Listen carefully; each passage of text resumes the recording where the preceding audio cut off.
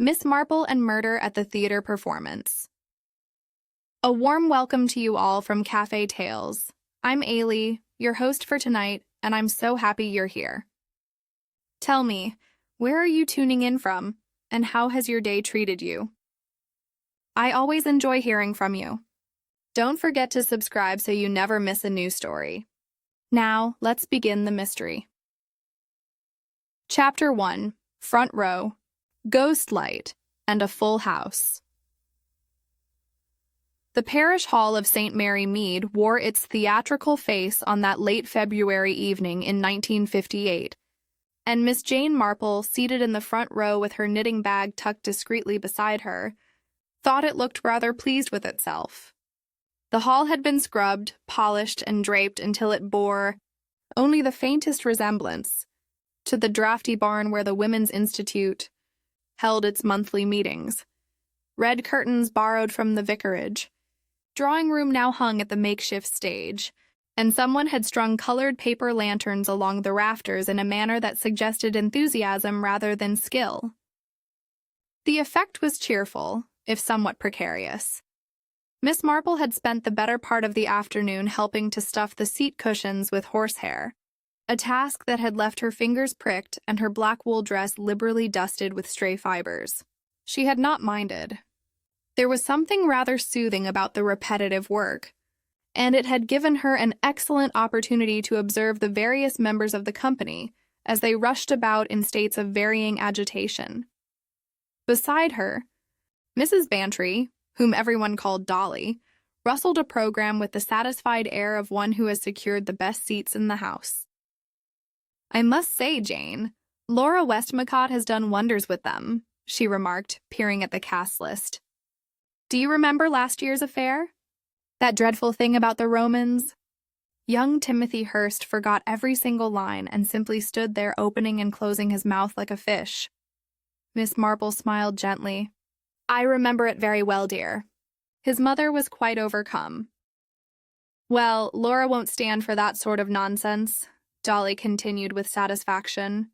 "She's drilled them like a sergeant major. Military precision, that's what she believes in. Her father was in the Indian Army, you know." Miss Marple did know. She knew a great many things about Laura Westmacott, who had been organizing theatrical productions in St. Mary Mead for the past 15 years with a kind of steely determination that had once built empires. Miss Westmacott was a tall, angular woman in her early 50s with iron-gray hair worn in an uncompromising bun and a voice that could project to the back of any hall without the slightest strain. She was, by general consensus, terrifying. The hall was filling rapidly now. The vicar, Reverend Clement, had arrived with his wife, Griselda, who looked far too young and pretty to be married to a clergyman, though Miss Marple had long since concluded that this was precisely why the match worked so well. Dr. Haydock, gruff and gray-haired, had taken a seat 3 rows back, his medical bag planted firmly at his feet as though he anticipated emergencies. Inspector Slack, looking as sour as his name suggested, had positioned himself near the center aisle with the expression of a man who considered amateur theatricals a waste of valuable police time, but who had been unable to find a suitable excuse to decline the invitation. The scent of barley sugar drifted through the hall, mingling with the smell of furniture polish and the faint mustiness that no amount of airing could quite eliminate from buildings of a certain age. Miss Marple's fingers found the knitting needles in her bag, and she began to work quietly. The click of the needles, soft and rhythmic beneath the growing hum of conversation. A bell rang sharply backstage, and the house lights dimmed with a theatrical flourish that suggested someone had been practicing. A collective hush fell over the audience, broken only by the creak of wooden chairs and the rustle of programs being folded away. The curtains parted to reveal a scene of medieval splendor that had clearly been achieved through considerable ingenuity and very little money. Painted flats suggested stone walls and narrow windows. A wooden throne, which Miss Marple recognized as having been borrowed from the church vestry, sat at center stage, draped in purple cloth. Two crossed swords hung on the back wall, glinting in the footlights. The play itself was a mystery of the old-fashioned sort, full of poisoned goblets, secret passages, and mistaken identities. Miss Marple had read the script when Laura had asked her to check it for grammatical errors, and she had found it pleasantly diverting, if somewhat predictable. The villain was obvious from the first scene, and the heroine's protestations of innocence were rather too emphatic to be entirely convincing. But the audience didn't seem to mind. They gasped at the appropriate moments, laughed at the comic servant's antics, and applauded enthusiastically at the end of each act. The leading man was Nigel Frobisher, a handsome young man in his late 20s who worked as a solicitor's clerk in Much Benham, and who clearly considered himself destined for greater things. He wore his doublet and hose with the kind of swagger that suggested he had studied himself extensively in a mirror, and his voice rang out with perhaps more volume than was strictly necessary for the modest confines of the parish hall. His performance opposite Iris Lane, the leading lady, had a quality that Miss Marple found interesting. Miss Lane was a cool, competent young woman who played her role with quiet assurance, never straining for effect. She was pretty in an understated way, with dark hair and gray eyes, and she moved across the stage with a natural grace that made Nigel's more theatrical gestures seem rather obvious by comparison. The supporting cast included Peter Vale as the comic servant, a clever young man who assisted with the stage management, and who had a habit of smiling at his own jokes before the audience, had quite caught up with them. Mrs. Nora Bream, the village seamstress, had created the costumes with her usual meticulous care, and Sid Potley, who served as both caretaker and prop master, could be glimpsed occasionally in the wings, his anxious face peering out to ensure that everything was proceeding according to plan. By the time the third act began, Miss Marple had completed 2 inches of her knitting and had observed a number of small but interesting details about the production and its participants. She had noticed, for instance, that Laura Westmacott watched from the wings with the focused intensity of a general observing a crucial battle. She had observed that Peter Vale's smile never quite reached his eyes when he looked at Nigel Frobisher. She had seen that Iris Lane's hands trembled slightly whenever she waited in the wings for her entrance, though her performance on stage betrayed no hint of nervousness. The final scene was approaching now. The villain, revealed at last, faced the heroine with a jeweled dagger raised high. The footlights cast dramatic shadows across the stage. The audience leaned forward in their seats. Miss Marple's needles paused. Something in the quality of the silence had changed, though she could not immediately have said what it was. On stage, Iris Lane cried out her line, her voice steady and clear. "Die, villain! Justice demands it!" The dagger flashed downward in a theatrical arc. Nigel Frobisher staggered backward, one hand pressed to his breast. His face contorted in appropriate anguish, and then he fell. It was a very good fall, Miss Marple thought distantly. Quite convincing. The audience would be pleased. But Nigel Frobisher did not rise for his bow. He did not move at all. Chapter 2. Die, villain, and he does. For perhaps 3 seconds, nobody moved. It was the kind of suspended moment that occurs in theaters when the audience is uncertain whether what they have witnessed is part of the performance or something that has gone unexpectedly wrong. The footlights continued to glow warmly across the prone figure of Nigel Frobisher. The painted flats depicting medieval stonework stood firm. Iris Lane remained frozen in her position, the prop dagger still clutched in her hand, her face a mask of horror that might have been either superb acting or genuine shock.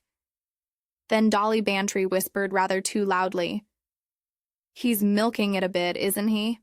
The spell broke. From the wings, Laura Westmacott's voice rang out with its customary authority. "Curtain! Bring down the curtain now." The red drapes jerked into motion, swaying across the stage in uneven swoops as someone backstage hauled on the ropes with more urgency than skill. They stuck halfway, revealing Nigel's boots and the lower portion of his velvet doublet, then descended the rest of the way with a thump. Dr. Haydock was already on his feet, moving down the aisle with the purposeful stride of a man who had attended too many accidents not to recognize when his professional services might be required. Miss Marple saw him disappear through the side door that led backstage, his medical bag swinging at his side. Around them, the audience had begun to murmur.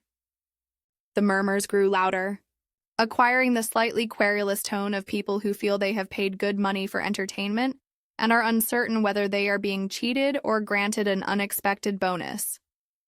"Is it part of the play?" asked Mrs. Price from the second row. "I don't think so," her husband replied doubtfully. "It said in the program that the villain was supposed to be arrested, not killed." "How very peculiar!" Miss Marple remained seated, her knitting forgotten in her lap. Her keen eyes were fixed on the curtain, watching the movements of shadow behind it. She could see feet moving back and forth with increasing rapidity. Voices rose and fell, though the words were indistinct.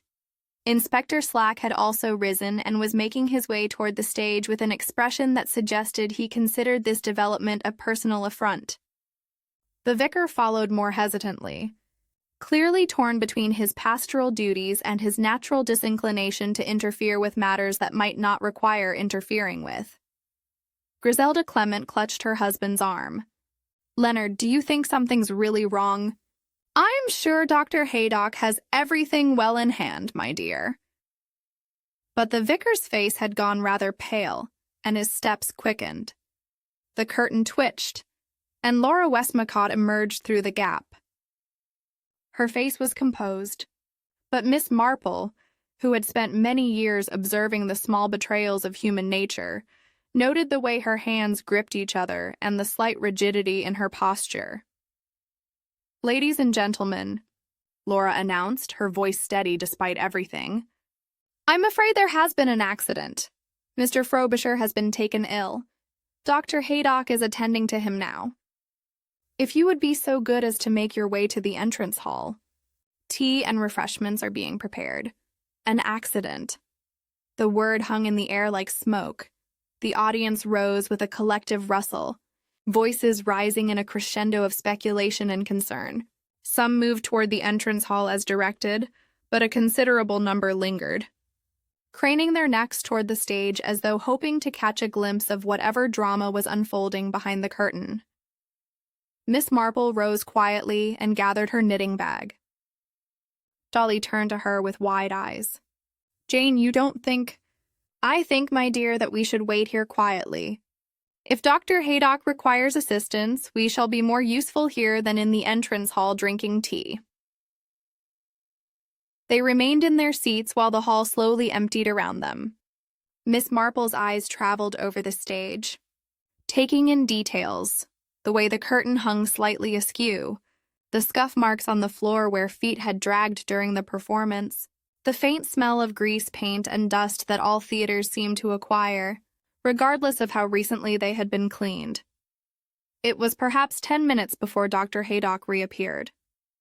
His face was grim, and when he spoke, his voice carried the flat, careful tone of a man delivering news he wished he did not have to deliver. "Miss Westmacott, I think you'd better send everyone home. And Inspector Slack, I'm afraid you'll need to telephone the station. Mr. Frobisher is dead." The few people remaining in the hall froze. Someone dropped a program, and the soft thump of it hitting the floor seemed unnaturally loud. "Dead?" Laura Westmacott's voice cracked on the word, the first genuine emotion Miss Marple had heard from her all evening. "But that's impossible. It was a prop dagger. The blade collapses. I checked it myself this morning." "Nevertheless," Dr. Haydock said quietly, "he has a penetrating wound to the left breast. Death would have been very nearly instantaneous. The blade entered just below the fourth rib and pierced the heart." Inspector Slack's face had taken on the color and texture of uncooked pastry. "Are you telling me someone stabbed him on stage in front of 100 witnesses?" I'm telling you, he's dead from a stab wound, Slack. How it happened is your department, not mine. The inspector pulled himself together with visible effort and addressed the small group still present. Nobody leaves. I want statements from everyone in the cast and crew. And someone fetch Constable Park. Behind the curtain, a sound emerged that might have been a sob or might have been something caught in someone's throat. Then Peter Vale's voice, higher than usual and strained. It was an accident. It must have been. These things happen in the theater. Props fail. People make mistakes. People don't generally make mistakes that result in corpses, Mr. Vale, Slack said sourly. Miss Marple rose and moved quietly toward the stage. Dolly started to follow, but Miss Marple gestured for her to remain seated. Perhaps I might be of some small assistance, she said to no one in particular. I did help with the preparations this afternoon, and I'm familiar with the layout backstage. Inspector Slack looked as though he might object, but Dr. Haydock intervened. Let her through, Slack. Miss Marple's seen more deaths than most of us, and she's got a remarkably steady head on her shoulders. The inspector's expression suggested he did not consider this a recommendation, but he stood aside. Miss Marple passed through the gap in the curtain. The backstage area was cramped and cluttered, lit by a single harsh bulb that cast deep shadows into the corners. Props were piled on a trestle table. Costumes hung from a makeshift rail, and on the floor, a respectful distance from the stage proper, lay Nigel Frobisher. Someone had covered him with a cloak, but Miss Marple could see his face, which wore an expression of faint surprise, as though death had caught him in the middle of an unexpected thought. His doublet was pulled open, revealing the blood-stained shirt beneath. Iris Lane sat on a wooden crate nearby, her face buried in her hands. Mrs. Nora Bream stood beside her, one hand resting awkwardly on the girl's shoulder. Peter Vale leaned against the wall, his clever face gone slack with shock. Sid Potley, the caretaker, was nowhere to be seen, though Miss Marple thought she could hear someone being quietly sick in what sounded like the far wing. Laura Westmacott stood very straight and still, looking at nothing in particular. His heart, she said suddenly, as though continuing a conversation no one else had been part of. It must have been his heart. Everyone knew Nigel's heart was weak. Dr. Haydock, surely a shock like this could cause— There's a wound, Miss Westmacott, the doctor said, not unkindly but firmly. A clean penetration. This wasn't heart failure. But the dagger? Iris Lane's voice emerged, muffled from behind her hands. It was supposed to collapse. Laura showed us. The blade telescopes back into the handle. It can't hurt anyone. It can't. Miss Marple moved closer to the trestle table where the props lay scattered. Among them, slightly separated from the rest, lay the dagger in question. It was an ornate thing, as theatrical props often are, with a jeweled hilt, and a blade that gleamed dully in the harsh light. She bent to examine it more closely, careful not to touch. The blade appeared to be a telescoping tube of some kind, designed to slide back into the handle upon impact. A clever mechanism, really. And quite safe if properly maintained. If properly maintained. Miss Marple's eyes narrowed slightly. She'd seen something, or perhaps failed to see something. It was often difficult to tell which. Inspector Slack, she said quietly. I wonder if Dr. Haydock might examine this dagger rather carefully. There seems to be something not quite right about it.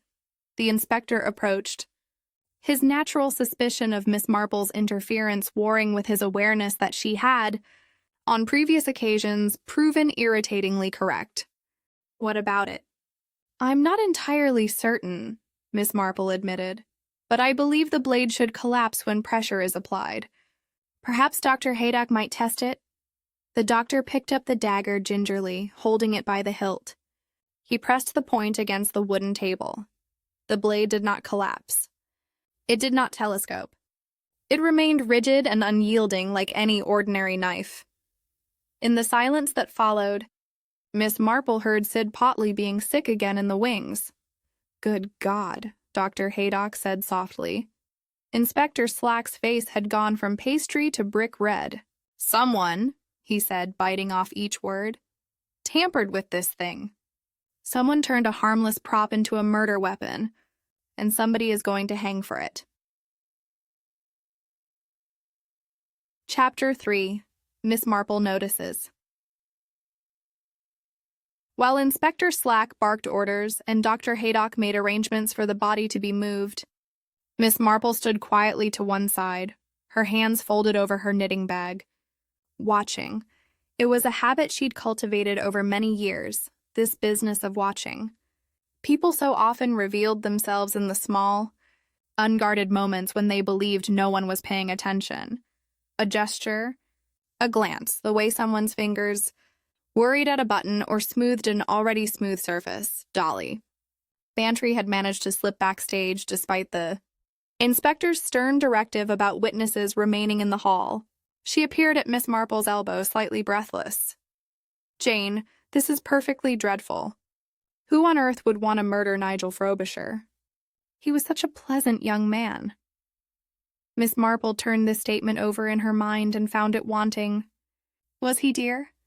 I thought him rather full of himself, if I'm to be perfectly honest." "Well, yes, but that's hardly a reason to stab someone." "People have been stabbed for considerably less," Miss Marple observed mildly. "Though I agree it does seem rather extreme for St. Mary Mead." Iris Lane had been helped to her feet by Mrs. Bream, and was now sitting on a folding chair, a cup of water trembling in her hands. The girl's face was chalk white, and her eyes had the unfocused quality of someone who has received a profound shock. Laura Westmacott stood speaking with Inspector Slack in low, urgent tones. Her military bearing had reasserted itself, though Miss Marple noticed the way her left hand kept smoothing down her skirt over and over, as though attempting to press out wrinkles that weren't there. Peter Vale had recovered some of his composure and was examining the prop table with an intensity that might have been professional interest, or might have been an attempt to avoid looking at the covered form on the floor. Miss Marple moved closer to where Nigel Frobisher lay. The cloak that covered him had been disturbed slightly when Dr. Haydock examined the body, and one edge had fallen away to reveal the sleeve of his doublet. It was a handsome garment, that doublet. Mrs. Bream had clearly put considerable effort into its construction. The velvet was a deep burgundy, and the slashing on the sleeves had been carefully executed. Gold braid trimmed the collar and cuffs. Miss Marple bent down, her movements slow and deliberate so as not to attract attention. Her fingers, still clad in the thin black glove she had worn throughout the performance, reached out to touch the fabric of the sleeve. The velvet was soft under her fingertips, expensive feeling despite being theatrical costume. But as her hand moved along the fabric, smoothing it gently as one might smooth the coverlet over a sleeping child, she felt something else, a faint grittiness, barely perceptible through the glove leather. She withdrew her hand and examined her glove in the harsh overhead light. A pale residue clung to the black fabric. It had the texture of very fine sand or perhaps plaster dust, and when she rubbed it between her fingers, it had a slightly sticky quality, as though mixed with something adhesive, paste and size, unless she was very much mistaken. The sort of thing one used for papier-mâché work. How very curious. Miss Marple, I must ask you to step away from the deceased. Inspector Slack's voice held the exasperated note of a man who has repeated himself more often than he feels he should have to. Of course, Inspector. I do apologize. I was merely noticing something rather odd about Mr. Frobisher's costume. Odd? Slack's tone suggested he was prepared to dismiss whatever she had noticed as the fanciful observation of an elderly lady with too much time on her hands. There appears to be some sort of paste or adhesive substance on the doublet, under the velvet, you understand? not visible to the eye but quite distinct to the touch. Dr. Haydock, who had been writing something in his notebook, looked up with interest. Paste? What sort of paste? The sort one might use for making papier-mâché, I should think, or perhaps for hanging wallpaper. It has that particular quality, rather gritty and slightly sticky. Mrs. Nora Bream had been hovering near Iris Lane, but at these words she stepped forward, her face creased with concern. But there shouldn't be any paste on that doublet. I made it myself, and I certainly didn't use paste. The seams are all properly stitched, and the lining is tacked in place with thread. There's no call for paste in proper costume work. Miss Marple smiled gently at her. I'm quite sure you're right, Mrs. Bream. Your work is always so meticulous, which makes it all the more interesting that paste should be present, don't you think? Inspector Slack had moved to the body and was now examining the doublet himself, his thick fingers probing the fabric with all the delicacy of a man searching for contraband. She's right, he admitted grudgingly. There's something here. Feels like dried glue or something similar. He looked up at Dr. Haydock. Could this have anything to do with how he died? I couldn't say without a more thorough examination, but Miss Marple raises an interesting point. If someone tampered with the dagger, they may have tampered with other elements of the production as well. Laura Westmacott had gone very still. Inspector, there was meant to be a protective device, a breastplate of sorts. I insisted on it during rehearsals, given that the duel involved actual contact, even with a collapsing blade. Mrs. Bream made it specifically for that purpose. A breastplate? Slack's eyebrows rose. Where is it now? It should be under the doublet. Nigel wore it strapped to his chest for every rehearsal. It was made of felt and cane, quite rigid, painted to look like metal. Even with a real blade, it would have provided considerable protection. Dr. Haydock had already pulled the doublet open further, revealing the blood-stained shirt beneath. With careful fingers, he drew out what appeared to be a curved piece of material that had been hidden under the costume. It was indeed shaped like a breastplate, but it was immediately apparent that something was very wrong with it. The item Dr. Haydock held was extraordinarily light. It weighed almost nothing, and when he turned it over in his hands, examining it in the light, they could all see that it was made of layers of paper, molded and shaped with glue, paint applied to give the appearance of metal. The paint was still slightly tacky. This isn't felt and cane, Mrs. Bream said, her voice rising. This is papier-mâché, common papier-mâché, the sort children make at school. And that paint, that cheap bronze powder, I would never use such inferior materials. She reached out to take the false breastplate from Dr. Haydock, turning it over in her hands with mounting indignation. Look at this work. The layers aren't even properly smoothed. And the straps. These aren't the leather straps I attached to the proper breastplate. These are just ribbons tied in place. This thing wouldn't protect anyone from anything. It's barely more substantial than cardboard. Miss Marple examined her glove again, noting how the paste residue caught the light. I believe, Inspector, that we may have discovered why the dagger proved so unfortunately effective. If Mr. Frobisher believed he was wearing proper protection, he would have had no reason to fear the stage combat. But if someone substituted this, she gestured delicately at the papier-mâché breastplate, for the real article, then even a rigid blade would have met with very little resistance. The room had gone silent. Even the sounds from the entrance hall, where the audience was presumably still drinking tea and speculating, seemed to have faded into the distance. Peter Vale spoke first, his voice thin and strange. You're saying someone planned this? Someone knew about the breastplate, made a fake one, and swapped them. That's premeditation. That's not an accident or a prank gone wrong. That's cold-blooded murder. Yes, Mr. Vale, Miss Marple agreed. I rather think it is. Inspector Slack had turned an alarming shade of purple. Right. Nobody touches anything. This entire backstage area is now a crime scene, and I want to know where the real breastplate is. It didn't just disappear into thin air. But Miss Marple was no longer listening. Her attention had been caught by something else.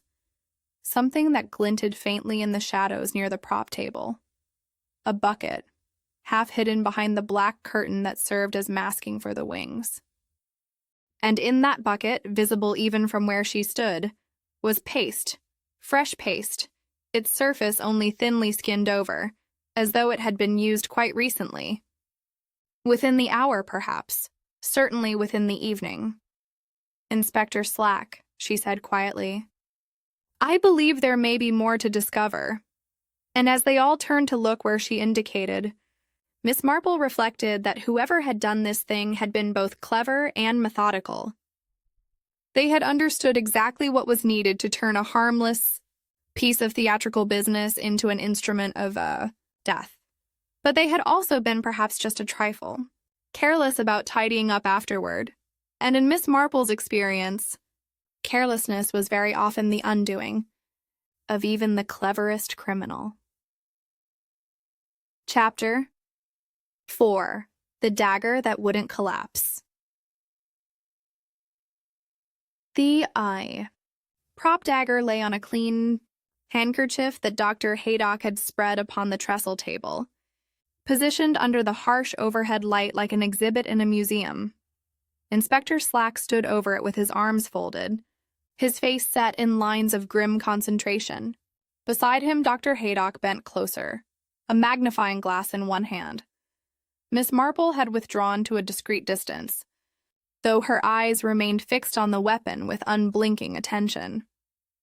Dolly had been firmly escorted back to the main hall by Constable Park, who had arrived looking flustered and out of breath, having cycled at speed from his cottage on the other side of the village. The dagger was approximately 12 inches in length, with an ornate hilt wrapped in what appeared to be brass wire. The pommel bore a large red glass stone that caught the light and threw crimson reflections across the table. The blade itself was steel-colored, or rather, what looked like steel, though Dr. Haydock had already determined it was constructed of nested metal tubes designed to telescope inward upon impact. "Ingenious mechanism, really," the doctor murmured, adjusting his magnifying glass. "The outer tube slides back into the inner one when pressure is applied, and a spring returns it to full length when the pressure is released. Quite safe, assuming it functions properly." "Which it didn't," Slack observed sourly. "No, which it didn't. And I think I may have found the reason why." Dr. Haydock beckoned Miss Marple closer with a gesture that made Inspector Slack's nostrils flare, but the inspector said nothing. He had learned through bitter experience that objecting to Miss Marple's involvement typically resulted in her proving indispensable within the hour. Miss Marple approached and peered at the dagger where the doctor indicated. "You see here, at the base of the blade where it meets the hilt? There's a very faint ring mark, almost invisible unless one knows to look for it. And the tip of the blade shows some scoring, as though something had gripped it rather tightly." Miss Marple produced a pair of spectacles from her handbag and settled them on her nose. The scratches were indeed there, fine lines circling the blade perhaps an inch from where it disappeared into the hilt mechanism. "Something was placed around the blade," she said thoughtfully. "A collar of some kind to prevent it from collapsing?" "Precisely my thought," Inspector Slack grunted. "But where is this collar now? If someone fitted something to the dagger to make it rigid, they'd have had to remove it afterward, wouldn't they? Can't have left it sitting there for everyone to see." "One would assume so," Miss Marple agreed, "unless they were interrupted, or unless they believed it would not be immediately noticed in the confusion following the murder." She moved toward the prop box, a large wooden chest that sat against the wall beneath a rack of hanging costumes. The lid stood open, revealing a jumbled collection of theatrical paraphernalia: goblets, scrolls, a wooden crown, various pieces of jewelry that gleamed with the unmistakable cheapness of stage properties. "May I, Inspector?" Slack waved a hand in grudging permission. Miss Marple knelt beside the box with some difficulty, her knees protesting the position. She began to sort through the contents with gentle, methodical fingers, moving aside a string of paste pearls, a wooden scepter, a collection of rings that appeared to be made of painted tin. Near the bottom, tucked into the corner and half hidden beneath a fold of fabric, her fingers encountered something small and hard and cylindrical. She drew it out into the light. It was a tiny collar of rolled steel, no longer than her fingernail, and perhaps twice as thick. One end bore what looked like a minute screw hole, and the entire surface was marked with a faint blue substance that had the appearance of chalk. Inspector Slack, I believe this may be what you're looking for. The inspector took the object from her, his thick fingers making it appear even smaller. He held it up to the light, turning it this way and that. What in blazes is it? An engineering device, I should think, Miss Marple said, designed to fit over the dagger's inner guide and prevent the blade from telescoping. You see how it's sized precisely to slip over the blade mechanism, and that small screw hole would allow someone to tighten it in place, ensuring it couldn't slip off during use. Dr. Haydock had come over to examine the collar. His professional interest was clearly piqued. This is rather sophisticated work, not the sort of thing one purchases at the village shop. This would require access to metalworking tools and someone with the knowledge to use them. Blue chalk on it, too, Slack observed, rubbing his finger across the surface. What's that about? Engineer's chalk, unless I'm very much mistaken, Miss Marple said. Machinists use it to mark metal when they're working. My nephew Raymond once explained it to me. Something about it being visible on steel and easily removed. She accepted the collar back from the inspector and examined it more closely through her spectacles. There's also a trace of oil, I think, just here on the inner surface. Machine oil, most likely, used to help the collar slide into position. Laura Westmacott had been standing very still throughout this exchange, her face growing progressively paler. This is impossible. No one in St. Mary Mead has access to such things. We're an amateur theatrical society, not a machine shop. Someone had access, Miss Marple said gently. The evidence is quite clear on that point. Peter Vale spoke up from where he'd been leaning against the wall, his voice carrying an odd note that might have been defensiveness. Lots of people work with tools. Every handyman in the village has a workshop of sorts. It doesn't mean anything. It means, Inspector Slack said heavily, that someone with mechanical knowledge and the right equipment planned this murder very carefully indeed. They didn't just tamper with the dagger on impulse. They manufactured a special device for the purpose. He turned to address the small group assembled backstage. I want to know who in this company has access to metalworking tools, and I want to know who was alone with this dagger at any point this evening. A silence fell, broken only by the distant murmur of voices from the entrance hall and the faint creak of the building settling. Mrs. Nora Bream cleared her throat. Peter Vale has a workshop in his father's old garage. Everyone knows that. He's always tinkering with motorcycles and such. Peter's face flushed. So what? Half the men in the village have workshops. That doesn't make me a murderer. No one is accusing anyone of anything just yet, Slack said, though his tone suggested otherwise. But facts are facts, and I'll have them all before this night is through. Miss Marple had returned her attention to the prop box, sifting through its contents once more with patient thoroughness. Inspector, I wonder if you might examine this dagger mechanism more carefully, particularly the hilt assembly. Dr. Haydock obliged, unscrewing the pommel with some difficulty. The interior of the hilt was revealed, a complex arrangement of springs and tubes that allowed the blade to collapse and extend. And there, nearly hidden within the mechanism, was a tiny grub screw. The doctor extracted it carefully with a pair of tweezers from his medical bag. The screw was perhaps a 1/4 inch long, and its head bore the unmistakable blue tinge of chalk dust. This screw wasn't part of the original design, he said slowly. It's been added, and when tightened, it would press against the inner blade tube, preventing any movement whatsoever. Combined with that steel collar, you'd have transformed a harmless prop into a weapon as deadly as any knife. Inspector Slack's expression had grown thunderous. So someone not only made a collar to fit the blade, they also modified the internal mechanism. This wasn't done in 5 minutes backstage. This took planning, skill, and time. Miss Marple folded her hands over her handbag. Yes, Inspector. I rather think it did. Someone went to considerable trouble to ensure that Nigel Frobisher would die tonight.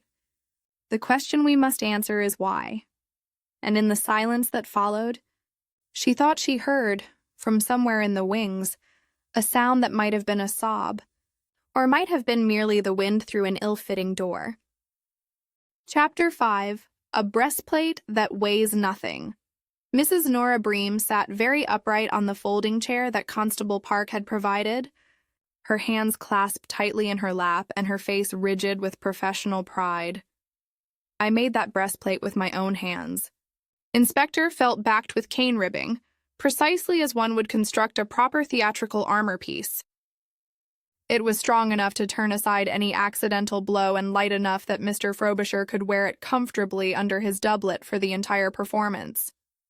Her voice shook slightly, though whether from anger or distress was difficult to determine. I have been making costumes for the St. Mary Mead Theatrical Society for 17 years. 17 years, Inspector, and never once has anyone questioned the quality of my work. No one's questioning your work, Mrs. Bream, Slack said with as much patience as he could muster. What we need to understand is what happened to the breastplate you made. Because what Dr. Haydock pulled from under that doublet, wasn't it? Mrs. Bream's lips compressed into a thin line. Obviously not.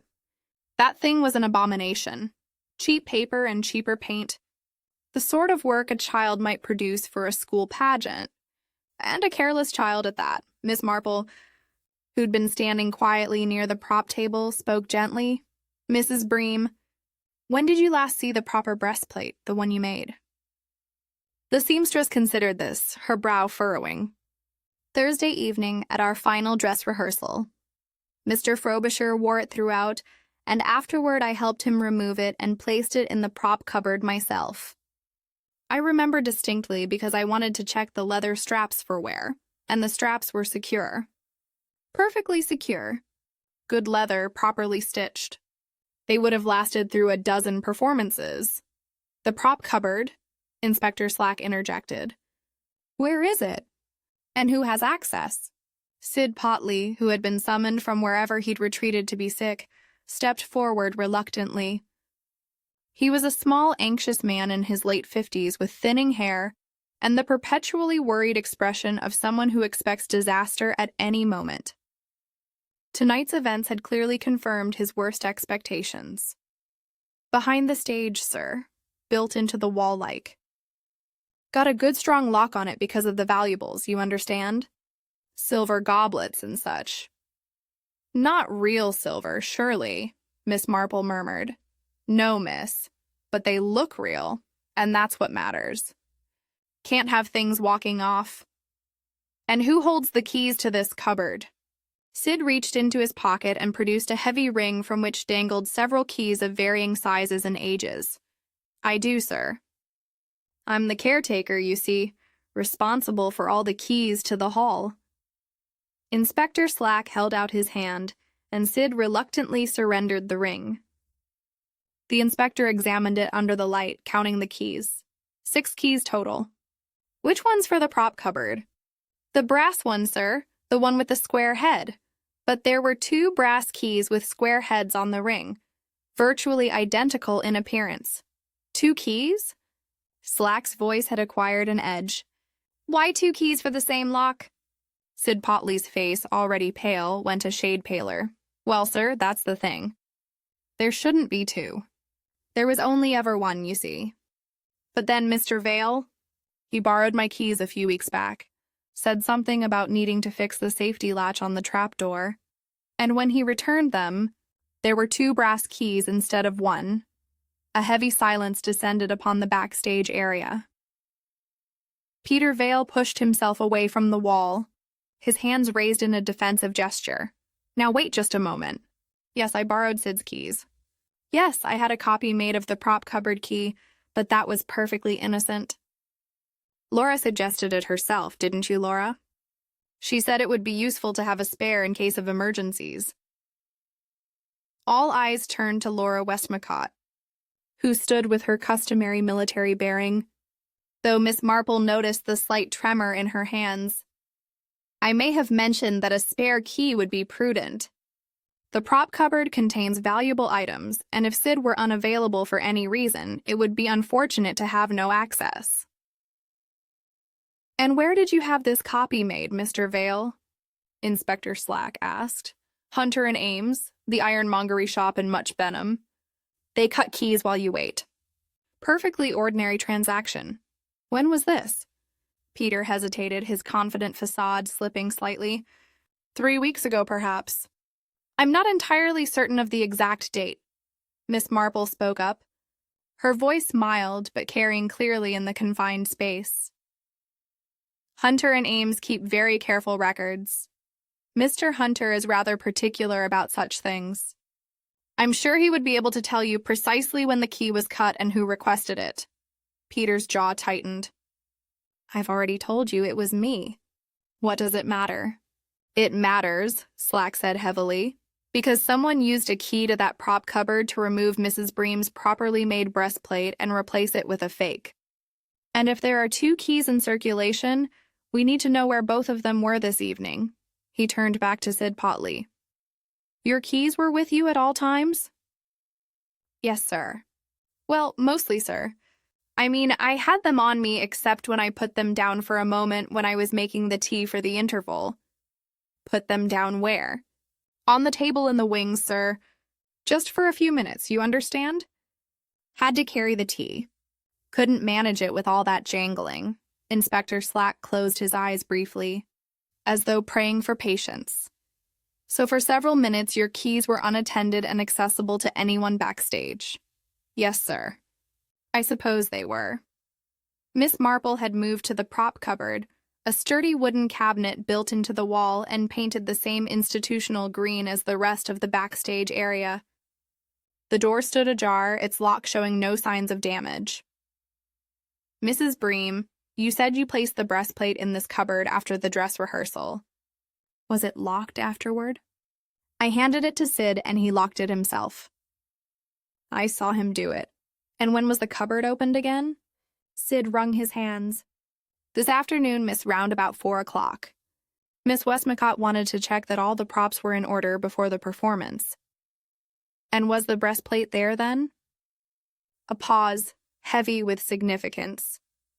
I didn't specifically look for it, miss. There's a lot in there. You see boxes and bags and all manner of things. I just glanced inside to make sure nothing was obviously missing. Laura Westmacott straightened her shoulders. The breastplate should have been in the brown canvas bag on the second shelf. That's where we always kept the armor pieces. I looked into that bag this afternoon, and there was certainly something in it, but I didn't remove it to examine it closely. I assumed it was the proper breastplate. Assumed? Inspector Slack repeated, Yes, Inspector.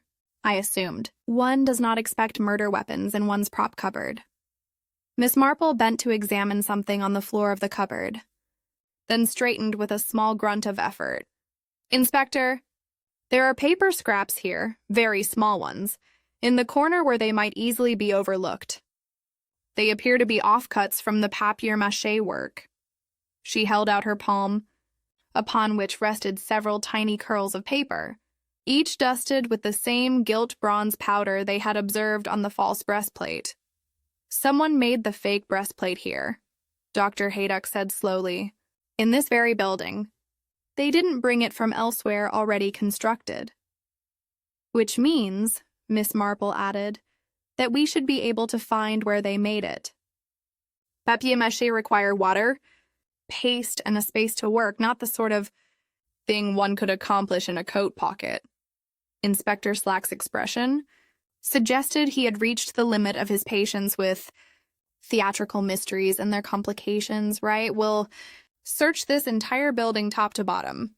Constable Park, start with the dressing rooms. Dr. Haydock, if you'd be so good as to check the scenery areas. Miss Marple, you and I will examine the wings and backstage spaces.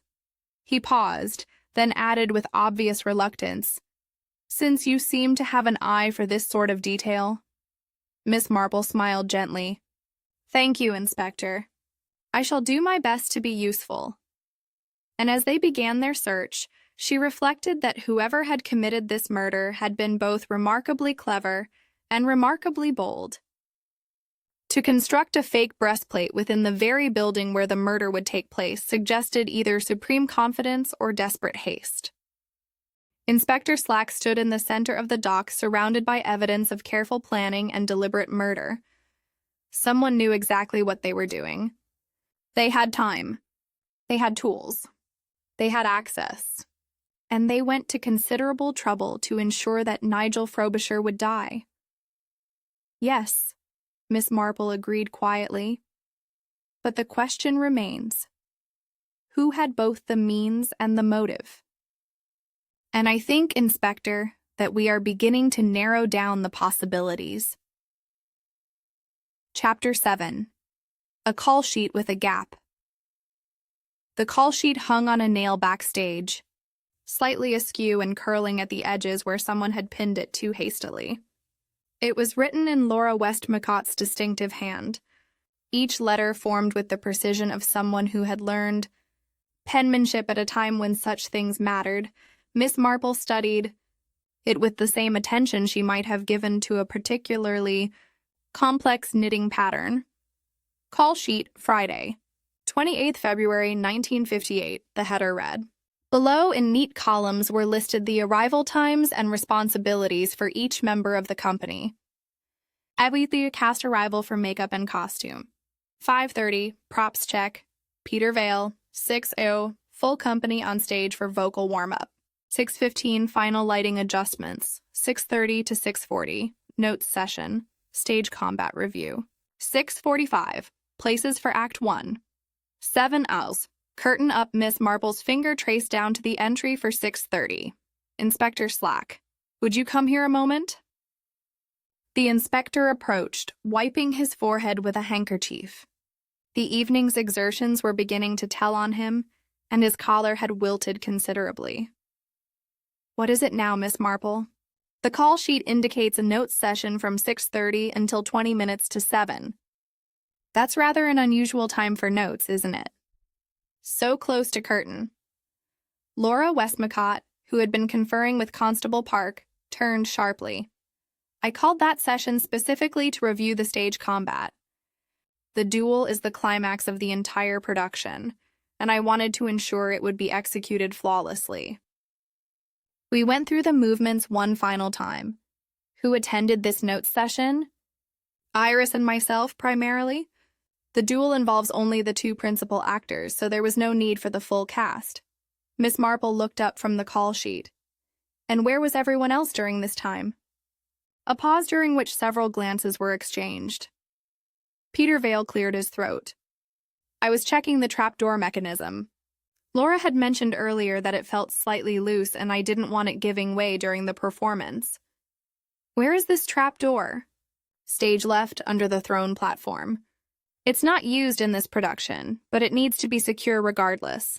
Safety precaution. And you, Mrs. Bream? The seamstress frowned.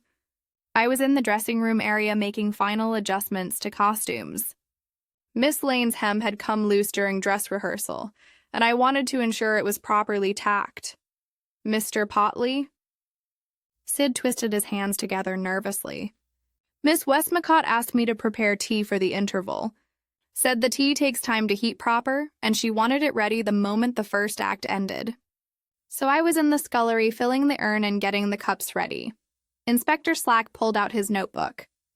So during this 10-minute gap, everyone was conveniently occupied elsewhere. The leading lady was on stage rehearsing with Miss Westmacott.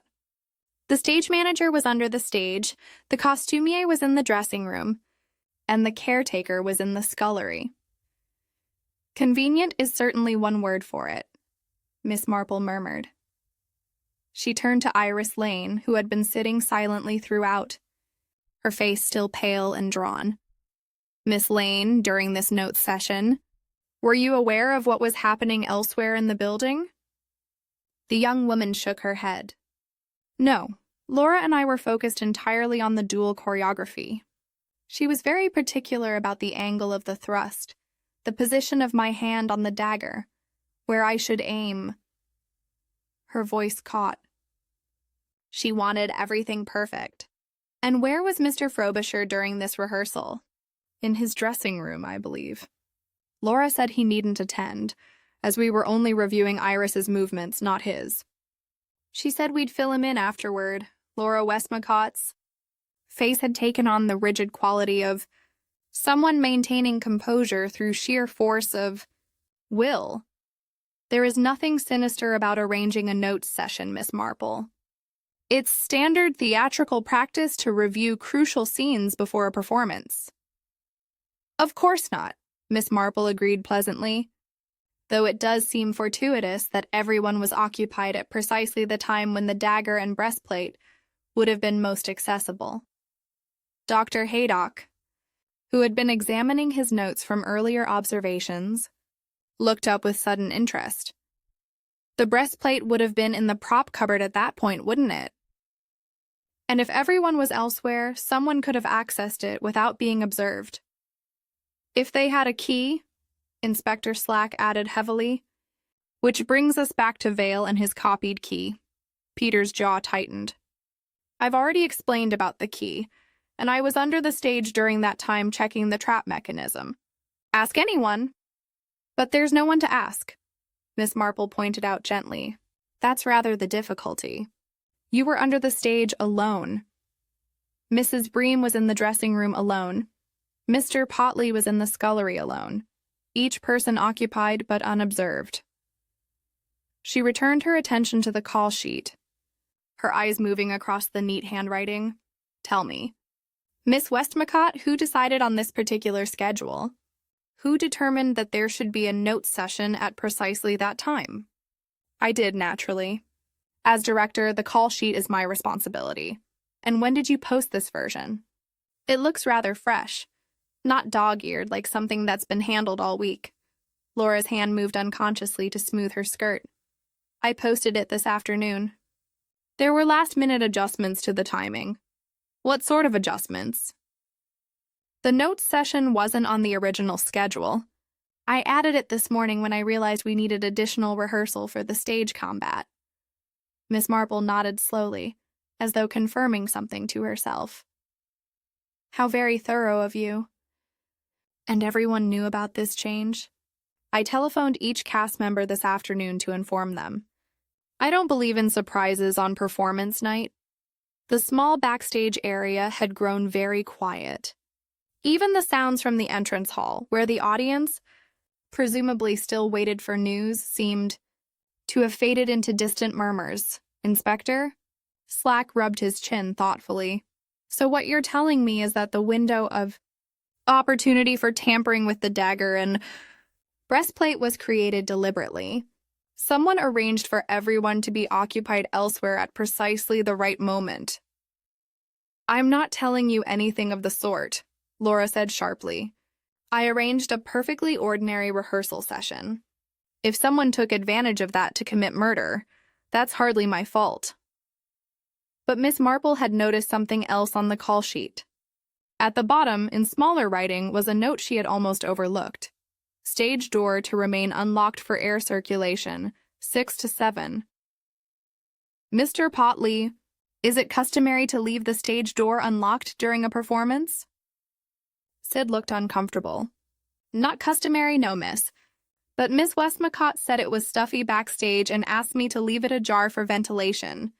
Just for the hour before curtain, she said. And did anyone come in or go out through that door during the time it was open? I couldn't say, miss. I was in the scullery, like I mentioned. Miss Marple folded her hands over her handbag. Inspector, I believe we need to have a conversation with Mr. Hunter at the ironmongery and with Nora Pike at the telephone exchange. The timing of certain events this evening may prove most illuminating." Inspector Slack grunted his agreement, but his eyes had narrowed as he looked at Laura Westmacott. "Right then. Nobody leaves until I say so. And I mean nobody." Chapter 8. Blue Chalk on a Grub Screw. The telephone call to Hunter and Ames was illuminating in ways that Inspector Slack had not anticipated. Mr. Pratt, who managed the key-cutting counter at the ironmongery, was roused from his supper and brought to the telephone with some reluctance. His voice, when it came through the crackling line, carried the aggrieved tone of a man whose Friday evening had been unjustly interrupted, but his memory was excellent. "Young Mr. Vale? Oh yes, I remember him well. Came in about 3 weeks back, wanted a copy of a cupboard key, brought the original with him. Proper brass key with a square head. I cut it while he waited. No more than 5 minutes' work." Inspector Slack leaned closer to the receiver. "Did you notice anything particular about Mr. Vale that day?" A pause for thought. "Well, now he had blue chalk on his thumb." "I remember that. Stood out against his skin, it did. I mentioned it, asked if he'd been working with machinery, and he said something about adjusting stage equipment. Seemed reasonable enough." Slack thanked him and rang off, then immediately placed another call to the telephone exchange. Nora Pike answered with the crisp efficiency of someone who took her position as a village telephonist very seriously indeed. Yes. She kept meticulous records of all calls. Yes, she could check the logs for this evening. There was a rustling of pages. Then her voice returned, sharp with certainty. 5:11 this evening. Call placed from the parish hall to Hunter and Ames. Duration, 2 minutes. That was Mr. Vale's voice. I'd recognize it anywhere. He has a particular way of speaking, very precise. And the content of the call? I don't listen in, Inspector, Nora said with considerable frost. That would be most improper. Though everyone in St. Mary Mead knew perfectly well that Nora Pike heard every word of every conversation that passed through her switchboard, propriety prevented her from admitting it officially. Inspector Slack returned to the backstage area with the air of a man who has received confirmation of his darkest suspicions. Right then, Mr. Vale, you telephoned the ironmongery at 11 minutes past 5. Want to tell me what that was about? Peter's confident facade had developed visible cracks. I already told you. Miss Westmacott asked me to inquire about bronze powder for touching up the helmet. And did you purchase this powder? Yes. I went across to the shop and bought a small tin. Got back around 5:30, just as I said before. Miss Marple, who had been examining the prop dagger once more under the harsh backstage lighting, spoke without looking up. Mr. Vale, would you be so kind as to show me your hands? Peter hesitated, then extended his hands palm down. They were slender hands, well kept, with the slightly stained fingers of someone who worked regularly with tools and materials. Now the palms? If you please. He turned them over. Miss Marple studied them carefully, then gestured to his right thumb. There's blue chalk here, just at the edge of the nail. Rather distinctive, that particular shade. And I believe there's a smudge of the same substance on your left index finger. Peter snatched his hands back. So what? I work with tools all the time. Chalk dust gets everywhere. Indeed it does, Miss Marple agreed pleasantly. Engineer's chalk is particularly persistent. Very useful for marking metal during precision work.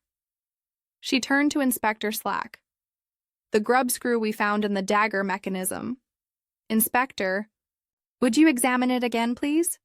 Slack produced the tiny screw from his pocket, wrapped carefully in a handkerchief. Even in the uncertain light, the blue tinge in the screw's head was unmistakable. Dr. Haydock bent over it with interest. The chalk has been worked into the metal. Someone used a tool to tighten this screw, and that tool had chalk on it. Or perhaps the fingers holding the tool. Miss Marple had moved to where Peter's tool roll lay on the prop table, presumably abandoned there earlier in the evening. It was a canvas affair that rolled up neatly with pockets for various implements. "May I, Inspector?" At Slack's nod, she unrolled it carefully. The tools were neatly organized. Screwdrivers of varying sizes, pliers, a small hammer, several wrenches, and tucked into the smallest pocket, a set of jeweler's hex keys. She extracted one of the keys, a tiny L-shaped piece of metal no longer than her little finger. Its surface gleamed with oil, and in the crook of the L, caught and pressed into the metal, was a distinctive blue smudge. This key would fit that grub screw perfectly, I believe. And unless I'm very much mistaken, that's the same chalk we found on the screw itself. Peter's face had gone from pale to gray. That doesn't prove anything. I use those hex keys all the time for stage mechanics. The trap hinges require them, and the pulley mechanisms. It's perfectly normal for them to have chalk on them. But Miss Marple had found something else in the tool roll. In the very bottom, nearly invisible against the dark canvas, was a thin curl of metal. She lifted it out delicately, holding it up to the light. It's a steel shaving, fine as a hair, and curved like a tiny comma, the sort of shaving that might result from machining a small steel collar on a lathe. "Inspector," she said quietly, "I believe this may be significant." Laura Westmacott, who'd been standing very still throughout this exchange, suddenly spoke. "Peter, what have you done?" Her voice was flat, without inflection, but something in it made everyone turn to look at her. Peter's eyes met hers, and for a moment something passed between them that Miss Marple could not quite read. Fear, perhaps, or was it appeal? "I haven't done anything," he said, but his voice had lost its conviction. "These are just tools. Everyone knows I maintain the stage equipment." "That's my job. Your job," Inspector Slack said heavily, "doesn't generally involve manufacturing devices to turn prop daggers into murder weapons." He held up the steel collar they had found in the prop box, then the hex key from Peter's tool roll. Blue chalk on both. "Steel shavings in your tools. And you just happen to have had a key copied to the prop cupboard 3 weeks ago." "That's not coincidence, Mr. Vale. That's evidence." "But why?" Iris Lane spoke for the first time in many minutes, her voice barely above a whisper. "Why would Peter want to kill Nigel? What possible reason could he have?" It was the question they all wanted answered, and for a long moment, no one spoke. Then Miss Marple said very gently, "Perhaps, Miss Lane, the question is not why Peter Vale might have wanted Mr. Frobisher dead, but rather, who might have convinced him to help achieve that end." Laura Westmacott's hand moved to her throat, then dropped back to her side with visible effort. "I don't know what you're suggesting, Miss Marple, but I find it offensive in the extreme." "To you?" Miss Marple's eyes were steady and very kind. "Then perhaps you can explain why your pencil has a blue chalk smudge on it. The same blue chalk we found on the grub screw and on Mr. Vale's hex key. A most particular shade, wouldn't you say?" She pointed to where Laura's pencil lay on the prop table, the pencil she used to mark blocking notes and make adjustments to the call sheet. The smudge was there, faint but unmistakable, where a thumb might rest while writing. In the silence that followed, even the distant sounds from the entrance hall seemed to hold their breath. Chapter 9. The Paste Bucket Behind the Blacks. The Revelation of the Blue Chalk on Laura. Westmacott's pencil hung in the air like smoke after a gunshot. For perhaps 5 seconds, nobody moved. Then Laura drew herself up to her full height, her military bearing reasserting itself with visible effort. "This is absurd. I steadied a piece of equipment this afternoon. Peter was adjusting one of the pulley mechanisms, and I held it while he worked. If there's chalk on my pencil, it transferred from that." "Which pulley mechanism?" Inspector Slack asked, his voice deceptively mild. Laura gestured vaguely toward the flies. "The upstage traveler." It was sticking, and Peter said it needed adjustment. But Peter Vale's face had gone slack with something that might have been despair, or might have been resignation. "Laura, don't," he began. The sharpness in her voice made him flinch, but he subsided into silence. His clever face suddenly looking very young and very lost. Miss Marple had moved away from the prop table and was now examining the scullery area, a cramped space off the main backstage that served as a makeshift kitchen for interval refreshments. The tea urn stood cold and abandoned, surrounded by stacks of cups and saucers borrowed from the vicarage. "Mrs. Bantry," she called quietly. Dolly Bantry, who had been hovering at the edge of the backstage area despite repeated attempts by Constable Park to relocate her to the entrance hall, came forward. Eagerly, "Yes, Jane? You have a remarkable nose for kitchens, my dear. Would you examine these brushes and tell me what you observe?" On the draining board sat 2 brushes. One was clean and dry, the sort used for washing dishes.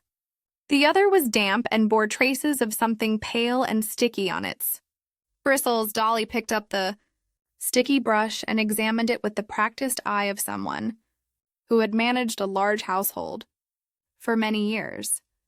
"This has been used for paste work. I should think wallpaper paste or something similar, and recently, too. The bristles are still quite damp." She glanced at the clean brush. "This one hasn't been used at all. Rather odd to have 2 brushes in a scullery, isn't it? One generally suffices." Miss Marple nodded her agreement.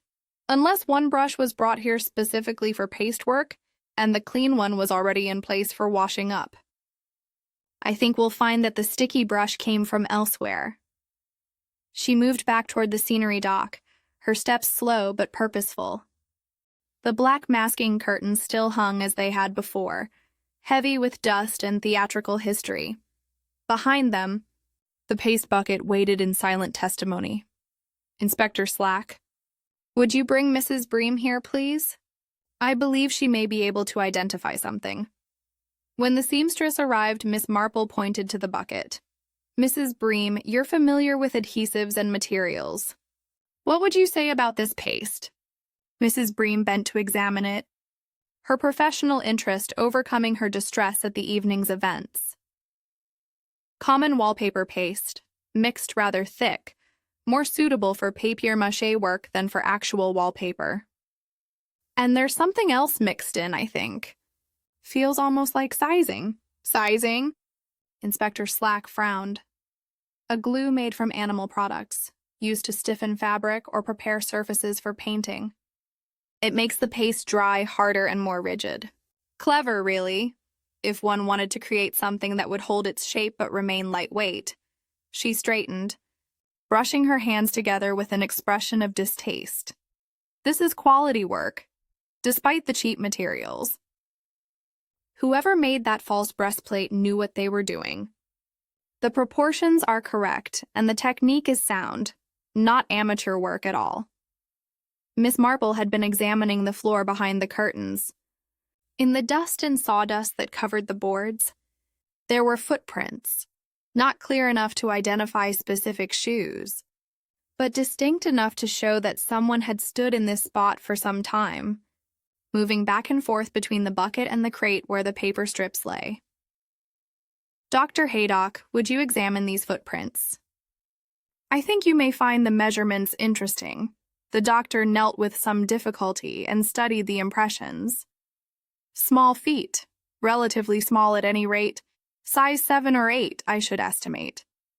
And the gait suggests someone who stood in one place for extended periods, shifting weight from foot to foot, as one does during concentrated work." He looked up at Laura Westmacott. "What size shoes do you wear, Miss Westmacott?" "Size 8, as do thousands of other women in England." This proves nothing, but Dolly Bantry had found something else in the scullery. She emerged holding a clean brush by its handle, using a handkerchief to avoid touching it directly. "Jane, this was hidden behind the tea caddy. It's one of the good brushes from the parish hall stores, the ones we use for painting scenery. and it's been washed very recently. But there's still paste caught in the bristles near the ferrule. Miss Marple examined it carefully. Someone washed this brush, but missed the paste at the base. They were in a hurry, perhaps, or they believed no one would look closely enough to notice. She turned to address the small group assembled in the cramped backstage area. I believe what happened is becoming rather clear. The false breastplate was made here in the scenery dock using the paste bucket and the paper strips we found. It was painted with the bronze powder that Mr. Vale purchased from Hunter and Ames. The work was done during the window of time when everyone was conveniently occupied. Elsewhere, when the stage door was left unlocked for ventilation, and when access to the prop cupboard was available to anyone with a key. Inspector Slack had been making notes, his face growing progressively grimmer. And the real breastplate, the one Mrs. Bream made? Hidden, Miss Marple said simply. Or destroyed, though I think hidden is more likely. Destruction takes time and creates smoke or evidence. Hiding is simpler and quicker. She looked at Peter Vale, her expression gentle but implacable. Mr. Vale, where did you put the real breastplate after you removed it from the prop cupboard? Peter's mouth opened, then closed. He looked to Laura Westmacott as though seeking permission, guidance, but she had turned her face away, staring at nothing. Behind the arch flats, he said finally, his voice barely audible. Stuffed it behind the throne room arches. Cut the straps first so it would fold flat. With the bent costume hook we found? Yes. And the steel collar you fitted to the dagger blade? You made that yourself in your workshop? Yes. On whose instructions? Peter's face crumpled. I can't tell you that, but he didn't need to. The answer was written plainly in the way he looked at Laura Westmacott, in the desperate appeal in his eyes, in the hope that she might somehow save him even now. Laura stood very still, her hands clasped before her, her face as composed as though she were directing a particularly difficult scene. Inspector Slack, she said, her voice steady and clear, I believe I should like to sit down. This has been a most trying evening, and Miss Marple, watching her, thought that of all the performances given in the parish hall that night, Laura Westmacott's was by far the most accomplished, but even the best performance must eventually reach its final curtain. Chapter 10. Parish Hall, Blade, Paste, and the producer who set the cue. The parish hall had grown very quiet. The audience had finally been sent home, dispersing into the February night with the subdued murmurs of people who had come expecting entertainment and received something altogether darker. The ghost light now stood alone on the empty stage, casting its single bulb's worth of illumination across the painted flats and abandoned props. Miss Marple stood on that stage, looking out at the rows of empty chairs. Inspector Slack stood to her left, his notebook at the ready. Dr. Haydock leaned against the proscenium arch, his medical bag forgotten at his feet. Dolly Bantry had claimed a seat in the front row, her usual vivacity subdued by the gravity of the moment. The principals were assembled as well. Laura Westmacott sat with military straightness on a folding chair, her hands folded in her lap. Peter Vale stood nearby, his shoulders slumped in defeat. Iris Lane occupied another chair, her face still pale with shock. Mrs. Nora Bream and Sid Potley waited near the wings, witnesses to the denouement of a play far more terrible than the one they had rehearsed. Miss Marple began to speak, her voice carrying clearly in the empty hall. The method was quite ingenious, really, a theatrical trick turned lethal. The retractable dagger was rendered rigid by means of a small steel collar fitted over the inner guide, secured with a grub screw. At the same time, Mr. Frobisher's protective breastplate was removed and replaced with a papier-mâché imitation that looked convincing but offered no protection whatsoever. When the dagger thrust came, the rigid blade met only paste and cloth. She paused. her eyes moving across the assembled faces. The clues were numerous. The paste residue on the doublet, the fresh paste bucket behind the black curtains, the paper offcuts bearing gilt bronze powder, the steel collar marked with blue engineer's chalk, the grub screw with chalk in its slot, the 2 keys to the prop cupboard, one freshly cut, the gap in the call sheet when everyone was conveniently occupied elsewhere, the real breastplate hidden behind the flats with its straps cleanly cut, Peter Vale's hex key, his chalk-stained fingers, and the steel shaving in his tool roll, and finally, the blue chalk smudge on Laura Westmacott's pencil. Laura's face remained impassive, but her knuckles had gone white where her hands gripped each other. The question, of course, was who had both the means and the motive to commit such a carefully planned murder. Mr. Vale had the technical knowledge and the tools to modify the dagger, but why should he wish Mr. Frobisher dead? They barely knew each other. Miss Marple's gaze settled on Laura Westmacott. Unless he was acting on someone else's instructions, someone he cared for deeply, someone whose approval he sought and whose regard he valued above his own safety. Peter Vale made a small sound. Quickly suppressed. Laura Westmacott planned this murder, Miss Marple continued, her voice gentle but inexorable. She arranged the call sheet to create a window of opportunity. She instructed Sid Potley to leave the stage door unlocked. She sent Mr. Frobisher to his dressing room while she rehearsed the duel with Miss Lane, ensuring he would not be present to notice any tampering with the props. She kept Miss Lane occupied on stage, deliberately coaching her on the precise angle and position of the thrust, making certain the young woman would be both the instrument of death and the most visible suspect. Iris Lane drew in a sharp breath. But why? Why would Laura want Nigel dead? And why would she involve me? Miss Marple turned to her with sympathy. I believe, my dear, that you were meant to bear the suspicion. A pretty young actress, alone with a dagger, making the fatal thrust before 100 witnesses, the perfect candidate for accusations of either accident or intent. If you were not charged with murder, you would at least be destroyed by the guilt of having killed him, however unintentionally. But that's monstrous. Yes, Miss Marple agreed. It is rather, though I think Miss Westmacott convinced herself it was justified. She addressed Laura directly now. Mr. Frobisher had discovered something, hadn't he? Something about the drama fund. Money that had gone missing. Money you had borrowed without permission for scenery and costumes, intending to replace it before anyone noticed. Laura's expression flickered, just for a moment. He threatened to expose you, Miss Marple continued. And there was something else as well. Your niece, the young woman who had been cast in a smaller role, was dismissed from the production. Mr. Frobisher suggested it to you, didn't he? Said she lacked talent, that she was holding back the production, and you, who had worked so hard to give her this opportunity, had to agree, had to make the decision yourself to maintain your authority as director. Inspector Slack spoke up, his voice gruff. We've spoken to several members of the company. They confirmed that Miss Westmacott's niece was removed from the cast 3 weeks ago, right around the time Vale had that key copied. Yes, Miss Marple said.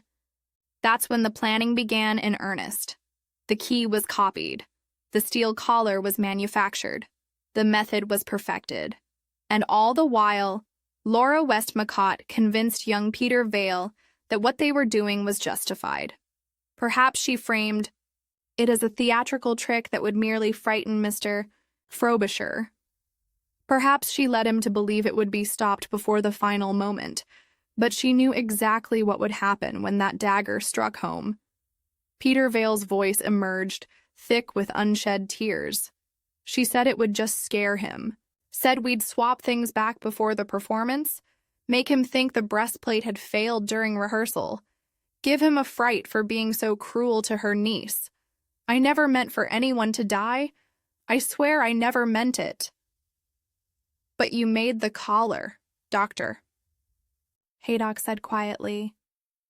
You modified the dagger. You cut the straps on the real breastplate and hid it. She needed help. I couldn't refuse her, he said.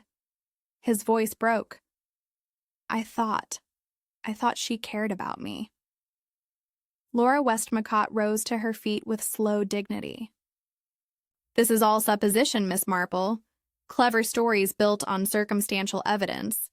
You have no proof that I intended anything beyond what Peter has described.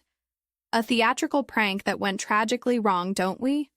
Inspector Slack produced the paste bucket, the bronze powder, the bent costume hook. These tell a different story. These speak of careful preparation and deliberate execution. And we have young Vale's testimony. The testimony of a besotted boy who would say anything to save himself. I think not.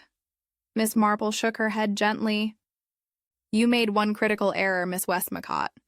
You rehearsed the duel with Iris Lane, showing her precisely where to aim the dagger, coaching her on the exact angle and force required.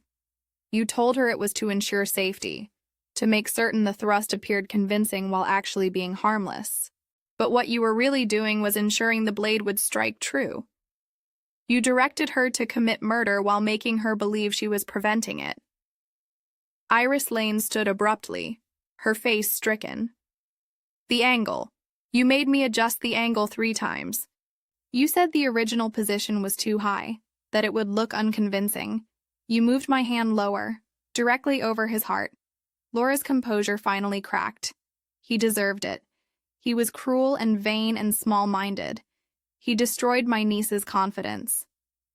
He threatened to ruin my reputation over a trifling sum I fully intended to replace. He needed to be taught a lesson.